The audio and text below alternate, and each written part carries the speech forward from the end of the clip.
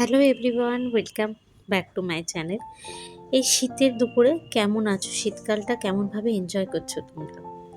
আমি তো দেখতেই পাচ্ছ বেশিরভাগ সময়টা শীতের সবজি আর শীতের রান্নাবান্না নিয়ে ব্যস্ত। তো আজ নিয়ে চলে এসেছি ফুলকপি আর ভেটকি মাছ দিয়ে একটা ডালনা দেখাবো বলে। আমার মতন মনে হয় সবার বাড়িতেই এই শীতকালীন এই রান্নাগুলো হয়েই থাকে। তবে আমি কিভাবে রান্নাটা করছি সেটাই আজ তোমাদের সঙ্গে শেয়ার করতে নিয়ে চলে এলাম। শীতের আমেজটা ভরপুরভাবে এনজয় করো। খাওয়া দাওয়া, ঘুরতে যাওয়া, এই সময়টা তো চারিদিকটা একটা সাজো সাজো রোগ থাকেই। নিউ ইয়ার পড়েছে, চারিদিকেই সবাই কোথাও না কোথাও ঘুরতে যাচ্ছ, তার সঙ্গে শীতকালে খাওয়া দাওয়া করার একটা আলাদাই আনন্দ আছে, তাই না? দেখতেই পাচ্ছ মাছগুলো আমি নুন হলুদ মাখিয়ে ভালো করে আগে ভেজে নিচ্ছি। যদিও এই মাছগুলো খুব নরম হয়, কিন্তু তেলটা বেশ গরম হয়ে গেলে মাছটা ভেজে তুলতে খুব একটা অসুবিধে হবে না। আর তোমরা তোমাদের বাড়িতে ভেটকি মাছের আর কী কী রেসিপি বানাও আমার সঙ্গে অবশ্যই শেয়ার করো। আর আমি কিভাবে বানাচ্ছি সেটা তো তোমরা এখন দেখতেই পারবে। এখন আমি কি করব, এই যে দেখছো বাকি মাছগুলো ভেজে নিচ্ছি। ভেজে নিয়ে আমি এইটা ফুলকপি আলু দিয়ে নর্মাল যেরমভাবে করে সেরমভাবেই রান্নাটা করব। অ্যাকচুয়ালি এই রান্নাটা করেছিলাম আমি সানডের দিনকে। সানডের দিনেই তো আমাদের বাঙালিদের এই ভুঁড়িভোজগুলো বেশি হয়। বাড়িতে থাকলে তো এইসবভাবেই আমাদের দিনটা কেটে যায়। দেখতেই পাচ্ছ আমি ফুলকপিগুলো একটু বড় আকারের কেটেছি, যাতে ঝোলের মধ্যে দিলে পুরোপুরি গলে না যায়, আর তার সঙ্গে আলু। এবার দেখো আমি কী কী এর মধ্যে দিচ্ছি মশলা হিসাবে: লঙ্কা, টমেটো, ধনেপাতা, আর অল্প একটু আদা, রসুন, আর এই পেঁয়াজ কুচি। খুব যে মশলা দিয়ে খুব বেশি করে রান্না করব তা নয়, কিন্তু যেটুকুনি প্রয়োজন হবে। তবে একদম একটু অনুষ্ঠান বাড়ির স্টাইলেই যাতে হয় সেটাই চেষ্টা করছি, কম মশলা দিয়ে কম তেল দিয়ে। আমি খুব কম তেলে এই ফুলকপিগুলো ভাজছি, খুব একটা ছাঁকা তেলে আমি ফুলকপি ভাজি না। তাই অল্প করে ফুলকপিগুলো দেওয়ার পরে উপর থেকে একটু নুন দিয়ে দিলাম, যাতে একটু নরম হয়ে যাবে ফুলকপিগুলো আর অল্প তেলে ভাজাটাও হয়ে যাবে। গ্যাসটাকে একদম সিম করে দিয়ে হালকা হাতে নাড়িয়ে চাড়িয়ে ফুলকপিগুলো আমি ভেজে নিচ্ছি। কি বলতো, রোববার দিনটা সকাল থেকে কাজের প্রেশারটা সব সময় থাকে, কিন্তু রোববার দিনকে একটু রান্নাটা লেট করে শুরু করা যায়, এই আর কি।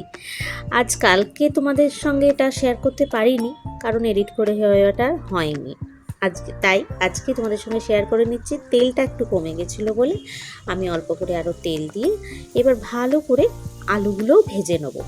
প্রত্যেকটা রান্নাতেই আমি সবজি ভাজাতে খুব বেশি ইম্পর্টেন্স দিই, কারণ সবজিটা ভাজা হয়ে গেলে একদম রান্নার টেস্টটাই অন্যরকম আসে, আর সেতো সেতো জিনিসটা খুব একটা আসে না খাওয়াতে। এবার আমি কি করব, রসুন, আদা আর টমেটো, লঙ্কা, এই চারটে জিনিস আমি মিক্সারে ভালো করে পেস্ট করে নেব।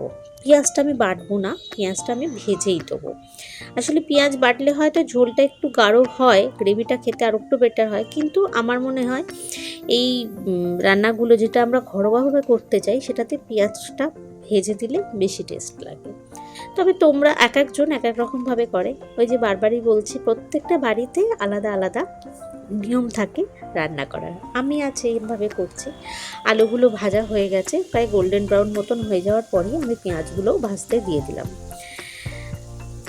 আমি সত্যি বলতে একটা সময় রান্না, তোমরা সবাই জানো, বিশেষভাবে খুব বেশি কিছু জানতাম না। দেখতে করতে সময়ের সাথে সাথে রান্নায় পরিপক্কতাটা এসেছে। এখন যখন কেউ রান্নাকে প্রশংসা করে বেশ ভালোই লাগে। আর সত্যি কথা বলতে আমি রান্না করে খাওয়াতে বেশি পছন্দ করি নিজে খাওয়ার থেকে। যাই হোক, আমাদের বাঙালি মেয়েরা আমরা মনে হয় সবাই বাড়িতে এই কাজটা করতে সব থেকে বেশি ভালোবাসি, তার যখন আমরা নিজেরা মাও হয়ে যাই। দেখতেই পাচ্ছ ওই বাটাটা আমি, পেঁয়াজটা আদা ভাজা হয়ে যাওয়ার পরে আমি বাটাটাও দিয়ে দিলাম। এবার গ্যাসটাকে সিমে করে আমি মশলাটাকে ভালো করে কষিয়ে নেব। রেগুলারের যে গুঁড়ো মশলাগুলো পড়ে সেটাই এখন দিচ্ছি, হলুদ, জিরে গুঁড়ো আর নুন। এটা দিয়ে গ্যাসটাকে একদম সিমে এই কারণেই করব, যেহেতু আমি খুব বেশি তেল ইউজ করব না, তাই ওইটার মধ্যেই যাতে মশলাটা পুরোপুরি বসে যায়। দেখতেই পাচ্ছ তেল অলরেডি আমার রয়েছে বেশ খানিকটা। আমি একটু গুঁড়ো লঙ্কাও ইউজ করলাম। গুঁড়ো লঙ্কাটা কিন্তু কাশ্মীরি মির্চ, এমনি কোনো লাল লঙ্কা নয়, মানে ঝাল হবে সেরকম নয়, কারণ আমি লঙ্কাটা তো বেটেই দিয়েছি। একটুখানি এই মাছের ঝোল টোল একটু ঝাল না খেলে ভাল লাগে না। এবার আমি নুনটা এর মধ্যে দিয়ে দিলাম। ব্যাস, এবার যারা তোমরা মিষ্টি খেতে পছন্দ করো বা মিষ্টি রান্নায় দাও তারা এর সঙ্গে চিনিও মেশাতে পারো, কিন্তু আমার যেহেতু রান্নায় আমি চিনিটা খুব কম ইউজ করি, খুব প্রয়োজন না পড়লে দিই না, তাই আমি চিনিটা দিলাম না। খানিকক্ষণের জন্য ঢেকে রাখার পর দেখো সাইড থেকে তেল তেল বেরিয়ে এসছে। এরপরেই আমি এর মধ্যে জলটা দিয়ে দেবো। জলটা যদি উষ্ণ গরম হয় রান্না খেতে সব থেকে বেটার। এখন তো একটু শীতকাল, আলুগুলো অলমোস্ট সেদ্ধ হয়েই গেছে। আমি প্রথমেই ওই মিক্সার জারটা ধুয়ে ওর গায়ে যে মশলাগুলো লেগে আছে সেটা আমি দিয়ে দিলাম, কারণ শুধু শুধু তো মশলাগুলো নষ্ট করে লাভ নেই, তাই দিয়ে দিলাম। আর তার সঙ্গে যেটুকুনি পরিমাণ জল লাগবে সেটা একটু পাতলা পাতলা করে খেতে এই রান্নাটা আমার আমাদের বাড়িতে সবাই বেশি পছন্দ করে, তাই আমি একটু ঝোলটা বেশি করেই দিলাম।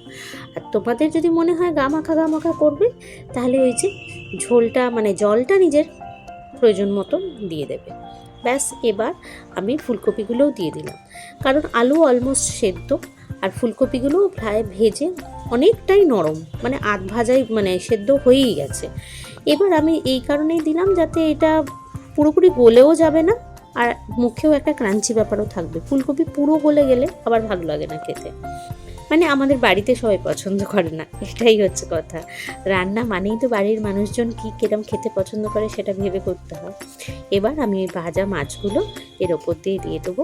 মাছের ভেতরে যাতে ঝোল, ফুলকপির একটা সুন্দর গন্ধ, আর এই শীতের দুপুরে গরম ভাত আর এরকম একটা ভেটকি আর ফুলকপি মাছ দিয়ে ঝোল ভীষণ ভালো লাগে খেতে। আর সেটাই বানাচ্ছি, যা বানাই তোমাদের সঙ্গে মোটামুটি শেয়ার করার চেষ্টা করি। বেশ কিছুদিন রান্নার ভিডিও তোমাদের সঙ্গে শেয়ার করে উঠতে পারছিলাম না নানান রকম ব্যস্ততার কারণে। এবার থেকে আশা করছি ফের ভিডিও তোমাদের সঙ্গে শেয়ার করতে পারবো। ওপর থেকে এবার ধনেপাতা আর একটু গরম মশলা দিয়ে দেবো, আর একটু ঘি ইচ্ছে হলে দিতে পারো, না হলেও না দিলেও চলবে। এটা কোনো ঘি দেওয়া মানে দিতেই হবে এরকম কোনো ব্যাপার না। তো পুরো রান্নাটা তোমরা দেখলে, তো আশা করছি তোমাদের এই ভিডিওটা ভালো লাগবে। ভালো যদি লাগে প্লিজ পাশে থেকো, চ্যানেলটাকে সাবস্ক্রাইব করো, নতুন বন্ধু হও। নতুন বছরে আশা করব আরও কিছু নতুন বন্ধু চলার পথে পাবো।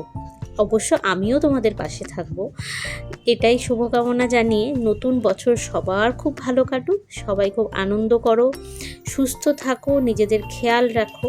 সব থেকে আগে বেশি নিজেদের শরীরের খেয়ালটা রেখো। শরীরটা যদি ঠিক থাকে তাহলে আমার মনে হয় আমাদের আশেপাশের মানুষগুলো সবাই ভালো থাকবে আর আমরা নিজেরাও খুশি থাকবো। অবশ্যই জানিও কিন্তু কমেন্ট বক্সে এই রান্নাটা তোমাদের কেমন লেগেছে। ভালো লাগলে আবারও বলছি লাইক, শেয়ার, সাবস্ক্রাইব করে আমার পাশে থেকো।